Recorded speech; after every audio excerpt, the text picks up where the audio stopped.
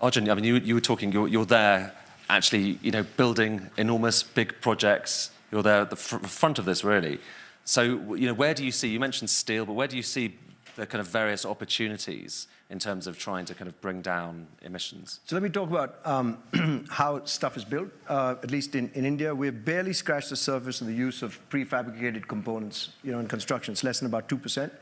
So whether it's a prefab concrete slab or it's a prefab segment that goes into a bridge or tunnel, a lot of this can actually be manufactured, en masse, off-site, and actually be transported to the site for assembly. And you have huge economies of scale, which would then reduce the carbon footprint by about 16, 17%. Let me give you an example. In India, we're building out our mass transit infrastructure, metro undergrounds all across India.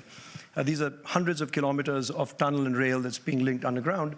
And if you just simply take the concrete segment lining of a tunnel, which is a standardized product for all the tunnels across the country, you end up having the ability to actually, when you scale, and the volume gives you that opportunity to allow to have mass production of these segments, for example, off-site, outside the city centers. You have less pollution in the city.